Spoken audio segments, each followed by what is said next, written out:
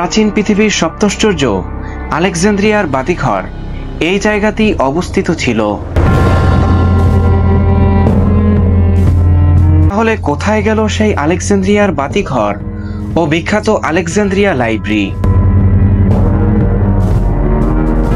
আর কিভাবে এখানে প্রতিষ্ঠিত হলো ভূমধ্যসাগরীয় মুসলমান বাহিনীর গুরুত্বপূর্ণ নৌঘাঁটি?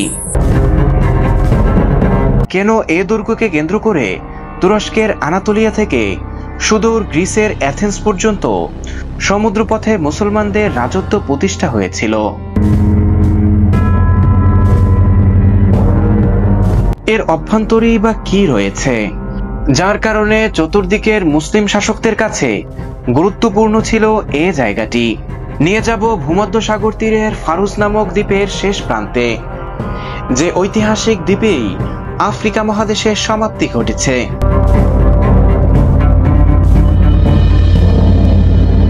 আলেকজান্দ্রিয়া ভ্রমণের দ্বিতীয় পর্বে স্বাগত জানাচ্ছি।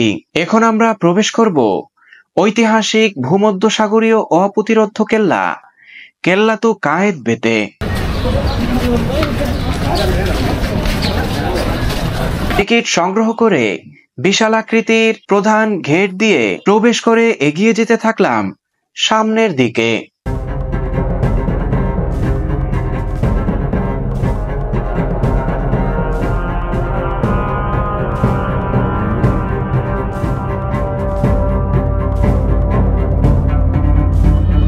সিকিউরিটি চেক শেষে আমরা একদম অভ্যন্তরে প্রবেশ করছি।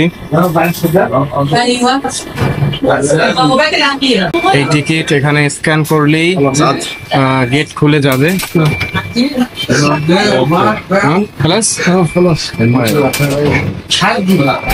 তো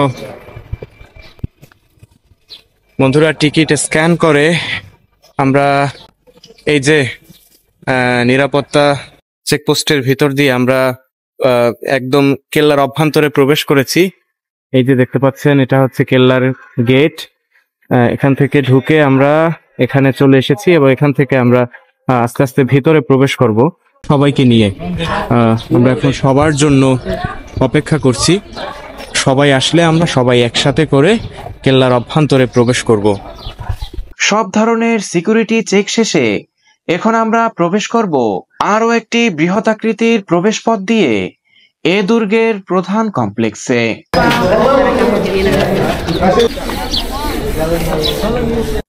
আসসালামু আলাইকুম ওয়া রাহমাতুল্লাহি ওয়া বারাকাতুহু। বন্ধুরা, আপনাদের সবাইকে শুভেচ্ছা জানাচ্ছি মিশরের দ্বিতীয় বৃহৎ শহর আলেকজান্দ্রিয়া থেকে। আজকে আমি অবস্থান করছি আলেকজান্দ্রিয়ার বিখ্যাত যে বাতিঘর যে স্থানে ছিল, পৃথিবীর সপ্ত আশ্চর্যের মধ্যে অন্যতম সেই বাতিঘরের কাছেই। তো বন্ধুরা, চলুন আপনাদের নিয়ে ঘুরে আসি সেই কেল্লার অভ্যন্তরে এবং নিয়ে যাই সে সকল গোপন কুঠুরিগুলোতে, যেখানে শত শত সৈন্য মোতায়েন ছিল সব সময়। এবং এই কেল্লাটি একটি ঐতিহাসিক এবং সামরিক দিক থেকেও তাৎপর্যপূর্ণ কেল্লা, কারণ মুসলমানদের ভূমধ্যসাগরীয় নজরদারির জন্য বিশেষ করে এই কেল্লাকে ব্যবহার করা হতো। এই কেল্লার যেরকম সামরিক তাৎপর্য রয়েছে এর শত শত বছরের প্রাচীন ইতিহাস। তো বন্ধুরা, সবকিছুই আপনাদের চলুন জানানোর চেষ্টা করি এবং ঘুরে ঘুরে দেখাই এই কেল্লা। যারা আমার ভিডিওটি দেখছেন, ভিডিওতে অবশ্যই একটি লাইক এবং চ্যানেলটিকে সাবস্ক্রাইব করে দেবেন এবং আপনাদের মূল্যবান মতামত কমেন্ট বক্সে জানাতে ভুল করবেন না। তো চলুন শুরু করা যাক।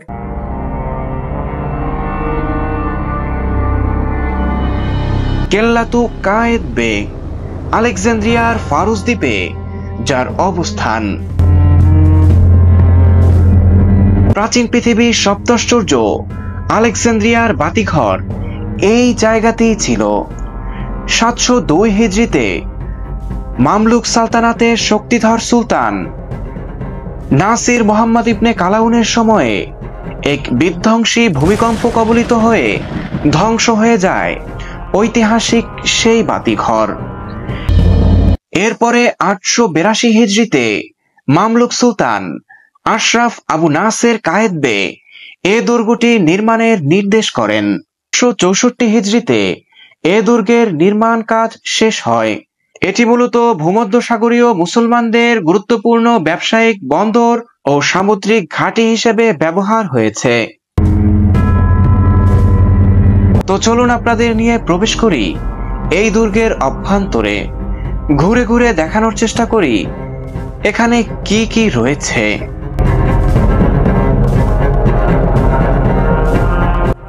যে কেল্লাটা একদম মেডিটেরিয়ান সির একদম পাশে নির্মাণ করা হয়েছে,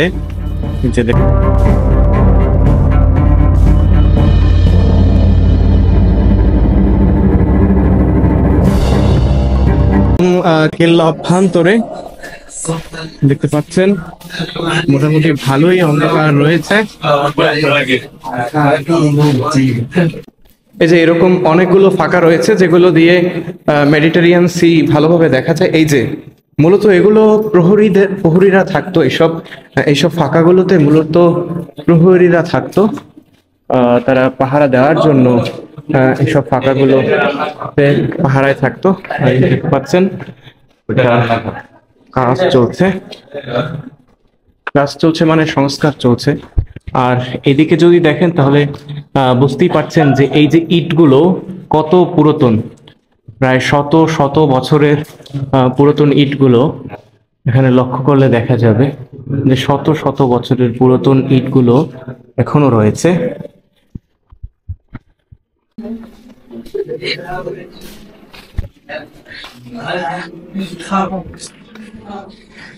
এদিকেও একই রকম ভাবে মূলত সৈন্যদের জন্য পাহারা বসানো হয়েছে। আমার পাশে যেটা দেখতে পাচ্ছেন এটি হচ্ছে সেই প্রাচীন যুগের একটি কামান, যেটা মূলত এই কেল্লার প্রতিরক্ষার জন্য বিভিন্ন সময়ে আর কি এটি এখানে আনা হয়েছে বা ব্যবহার করা হয়েছে এরকম। তো এটি একদম পুরোপুরি ভাবে এখন অকেজো হয়ে গেছে, মানে আর ব্যবহার করার মতো অবস্থায় নেই। এখন শুধু এটি দর্শনার্থীদের প্রদর্শনের জন্যই এখানে রাখা হয়েছে। এদিকের এই যে রুমগুলো, এই একটা রুম মানে আমি নিচতলার যতগুলো রুম দেখিয়েছি সবই একই ডিজাইনের, একই রকম করে তৈরি করা। এইসব রুমগুলোতেই মূলত প্রহরীরা থাকতো পাহারার জন্য, এই কেল্লা পাহারার জন্য। আপনারা দেখতে পাচ্ছেন যে ফাঁকার কোনো অভাব নেই। এ সকল ছোট ছোট জানালা দিয়ে সবসময় প্রহরীরা চাতক পাখির মতো তাকিয়ে থাকতো যে কোনো রকমের তাদের উপরে আক্রমণ হচ্ছে কিনা বা শত্রুপক্ষের গতিবিধি তারা লক্ষ্য করত। আমি চলতে চলতে কেল্লার একদম পাশে চলে এসেছি, মানে একদম একটি সাইডে চলে এসেছি। এখানে আপনারা দেখতে পাচ্ছেন যে বিভিন্ন রকমের টাওয়ারের মতো করে, ওয়াচ টাওয়ারের মতো করে রাখা হয়েছে। মূলত এই সকল কিছুই এই কেল্লার নিরাপত্তার জন্য। আপনাদের একটু দেখাই, আপনারা যদি দেখেন তাহলে বুঝতে পারবেন যে এখানে ওই যে দেখতে পাচ্ছেন যে ছোট ছোট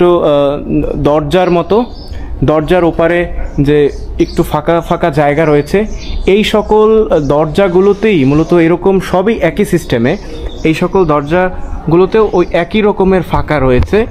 এই সকল জায়গাগুলোতেই মূলত প্রহরীরা থাকতো, বিশেষ করে প্রহরীরা থাকতো এই কেল্লার সতর্কতার জন্য বা এই কেল্লার নিরাপত্তার জন্য।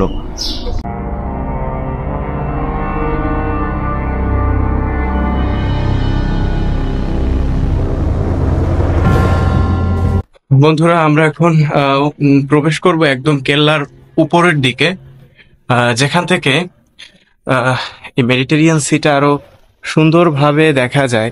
সেই জায়গাটাই আমরা এখন প্রবেশ করব। আমরা ঠিক ওই পাশ থেকে, অন্য পাশ থেকে ঢুকেছিলাম, এই পাশ থেকে নিচ থেকে ওই পাশ থেকে ঢুকেছিলাম, এই পাশের নিচ থেকে আমরা বেরিয়ে এসেছি। এখন আমরা এই কেল্লার উপরে ওঠার চেষ্টা করব এবং আপনাদের উপর থেকে এই কেল্লার সবকিছু দেখানোর চেষ্টা করব।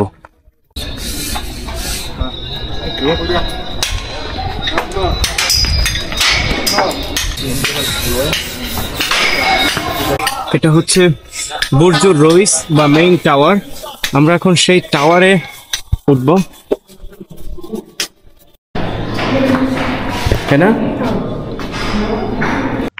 এ দুর্গের অভ্যন্তরে প্রতিষ্ঠিত হয়েছে আলেকজান্দ্রিয়ার দ্বিতীয় প্রাচীনতম মসজিদ।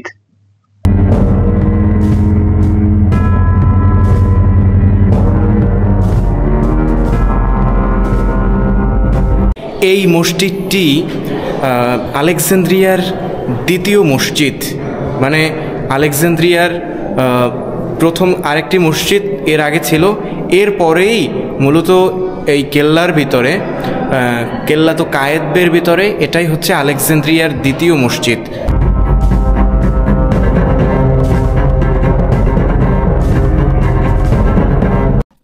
সুড়ঙ্গের মতো যে জিনিসটা দেখা যাচ্ছে, এটি হচ্ছে নিচের সৈন্যদের সাথে, মানে আপনাদের আগেই আমি লোয়ার পার্টটা দেখিয়েছি, সেই লোয়ার পার্টের সৈন্যদের সাথে যোগাযোগ স্থাপন এবং যদি এটি শত্রু কর্তৃক আক্রান্ত হয় কেল্লাটি, তখন এই ছিদ্র দিয়ে উপর থেকে গরম তেল ঢেলে দেওয়া হবে নিচে তাদের উপরে, এবং এটা সাথে সাথে ভেন্টিলেশনের কাজ করে। বাহিরে প্রায় 40-42 ডিগ্রি সেলসিয়াস তাপমাত্রা থাকলেও ভিতরটা একদম এসির মতো ঠান্ডা রয়েছে, মনে হচ্ছে যে এখানে এয়ার কন্ডিশন লাগানো হয়েছে। মূলত এটা এমনভাবে তৈরি করা হয়েছে যাতে পর্যাপ্ত আলো বাতাস এবং ভিতরের আর্দ্রতাটা বজায় থাকে। বন্ধুরা, কেল্লা তো কায়েতবেতে এসে আমার সাথে দেখা হয়ে গেল ইন্ডিয়ান একজনের সাথে। What's your name? Ritik. Where are you from? India. India.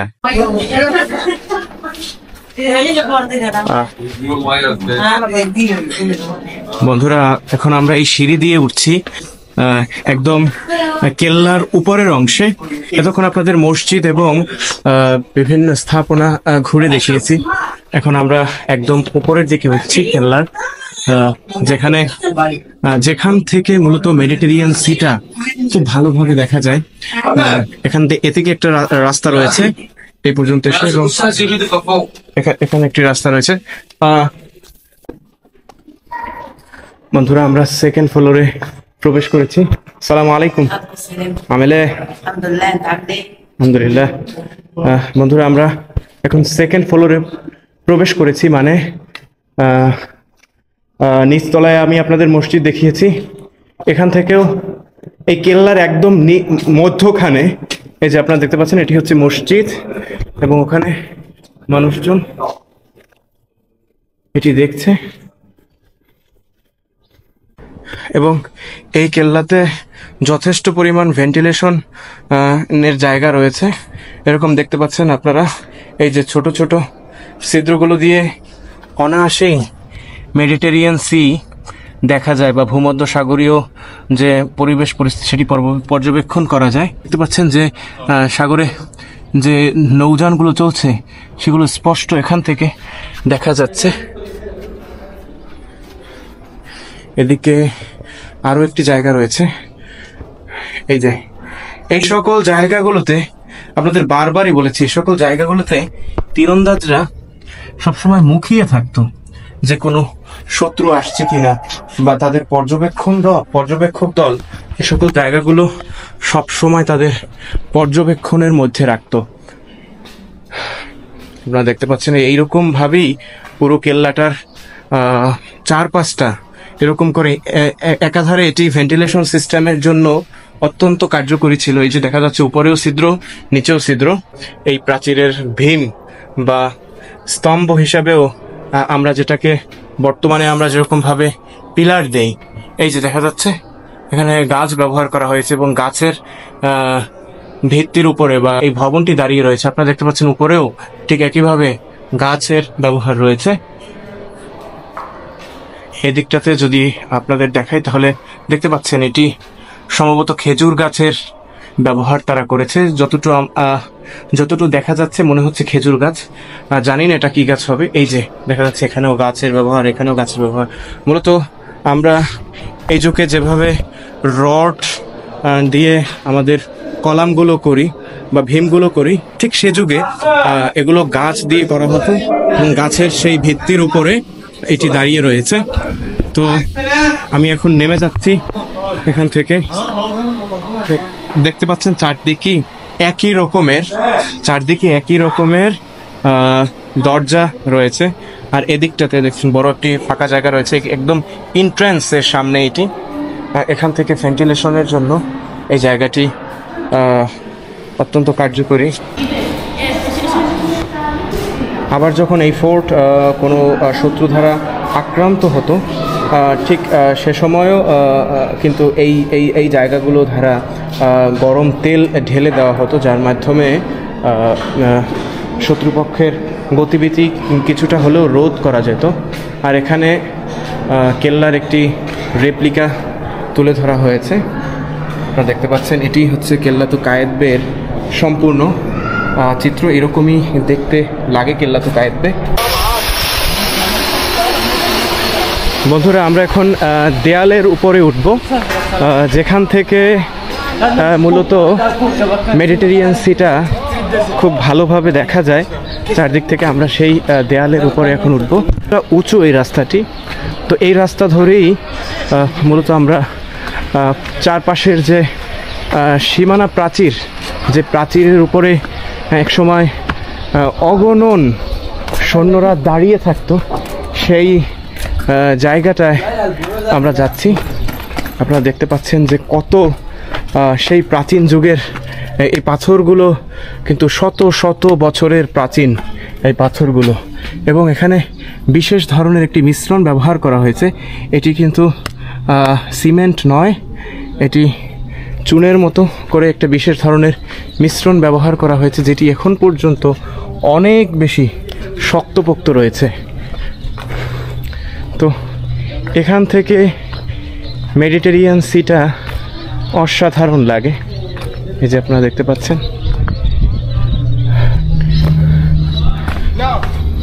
বন্ধুরা, আমার জন্য ওস্তাদ অপেক্ষা করছে, আমার জন্য দাঁড়িয়ে রয়েছে। এটা আমার জন্য সৌভাগ্য। বন্ধুরা দেখতে পাচ্ছেন যে ওস্তাদ আমাদের। আসসালামু আলাইকুম। ওয়ালাইকুম আসসালাম। বারাকাল্লাহু ফিক। বারাকাল্লাহু ফিক।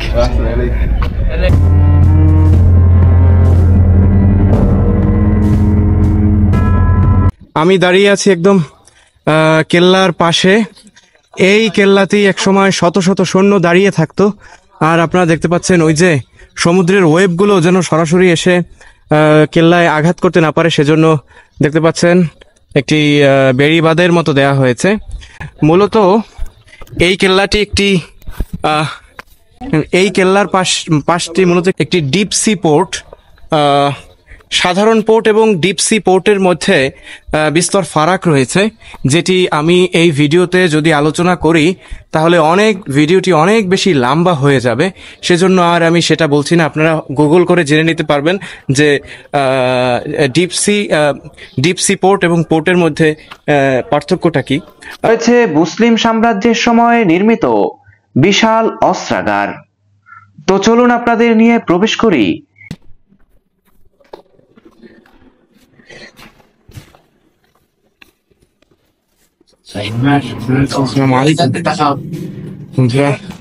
এটিও একটি কক্ষ দেখতে পাচ্ছেন।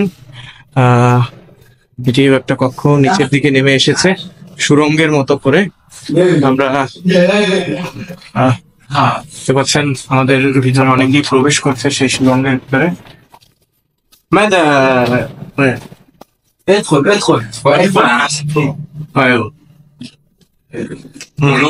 দেখতে পাচ্ছেন ভুতুরে অবস্থা, বাতি জ্বলছে আবার নিভছে। তো আমরা এখান থেকে বেরিয়ে যাচ্ছি। এখানে আর সেরকম কিছু নেই। মূলত সেই যুগে এটি একটি কক্ষ ছিল।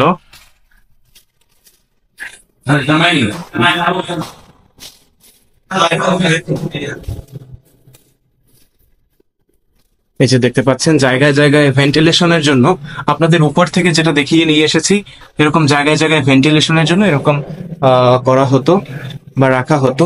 শেষে কায়েতবে কেল্লা থেকে বেরিয়ে যাচ্ছি। দেখতে পাচ্ছেন আমরা সবাই সারিবদ্ধভাবে আমাদের যে টিকিটগুলো ছিল সেই টিকিটগুলো আবার এখানে জমা দিয়ে টিকিটগুলো দেখিয়ে তারপরেই কেবলমাত্র আমরা বেরিয়ে যেতে পারবো। এই যে দেখতে পাচ্ছেন বিভিন্ন স্তরের নিরাপত্তা বলয় পেরিয়ে আমরা বেরিয়ে গেছি এই কেল্লা থেকে। বন্ধুরা, আগামী পর্বের ভিডিওতে আপনারা দেখবেন মেডিটেরিয়ান সিতে রোমাঞ্চকর নৌ ভ্রমণ, তুলে ধরবো আমাদের ব্যতিক্রমধর্মী অভিজ্ঞতাগুলো।